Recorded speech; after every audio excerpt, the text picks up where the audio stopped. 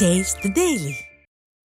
செங்கல்பட்டு மாவட்டம் மதுராந்தகம் அருகே ஊராட்சி மன்ற துணைத் தலைவர் மற்றும் உறுப்பினர்களின் கையெழுத்துக்களை போலியாக போட்டு முறைகேட்டில் ஈடுபட்ட திமுக ஊராட்சி மன்ற தலைவர் மீது நடவடிக்கை எடுக்க வலியுறுத்தி ஆட்சியர் அலுவலகத்தில் மனு அளிக்கப்பட்டது.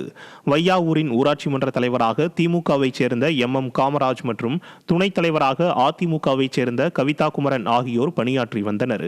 இந்த நிலையில் ஊராட்சி மன்ற தலைவரான காமராஜ் தங்கள் கையெழுத்துக்களை போலியாக போட்டு பல்வேறு முறைகேடுகளில் ஈடுபட்டுள்ளதாக மாவட்ட ஆட்சியர் அலுவலகத்தில் துணைத் தலைவர் மற்றும் உறுப்பினர்கள் மனு அளித்தனர். ஆட்சியில் இருக்கிறோம் என்ற அகந்தையில் பதவியில் உள்ள திமுகவினர் முறைகேடுகளில் ஈடுபடுவதாக மக்கள் குற்றம் சாட்டியுள்ளனர். வார்டு மெம்பருடைய கையெழுத்துங்கள்லாம் ஊராட்சி மன்ற தலைவரே அவரே போலியா போட்டு ஒரு சில தீர்மானங்கள் நிறைவேற்றப்பட்டதாக கொடுத்து அதை அதில் நிதி முறைகேடு செஞ்சுருக்காங்க. இதெல்லாம் ஆட்சியாளர்கள் கண்டுகொள்ளணும். மேலும் வையாவூர் ஊராட்சி மேலும் மேலும் அது சீரடையணும்னு சொல்லிட்டு நாங்கள் வார்டு மெம்பர் அனைவரும் சேர்ந்து தற்போது நம்ம மாவட்ட ஆட்சியர் அலுவலகத்தில் துறை சார்ந்த அதிகாரி அணுகி முறையிட்டிருக்கிறோம்.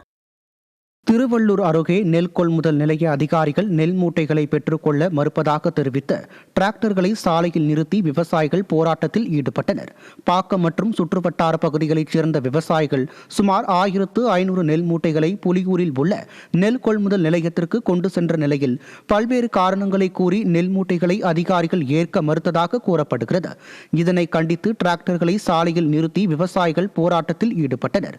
விவசாய விரோத திமுக ஆட்சியில் பணம் கொடுத்தால் மட்டுமே நெல் மூட்டைகள் கொள்முதல் செய்யப்படுவதாக விவசாயிகள் வேதனை தெரிவித்துள்ளனர். தீர்வு காண வேண்டியது அரசாங்கமே தவிர விவசாயி கிடையாது. இந்த விவசாயி ரொம்ப திணிச்சு விவசாயி கஷ்டப்படுத்திக்கிட்டு இருக்குது கவர்மெண்ட்டு.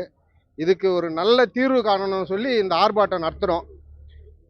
இது அரசு அதிகாரிகளும் தமிழ்நாடு முதலமைச்சரும் இதில் தலையிட்டு விவசாயிகளை கரை சேர்த்து காப்பாற்றணும். இல்லை விவசாயி இல்லைன்னா சாப்பாடு இல்லைன்றது எல்லாருக்கும் தெரியும். முதலமைச்சரும் சாட முடியாது, அதிகாரிகளும் சாட முடியாது.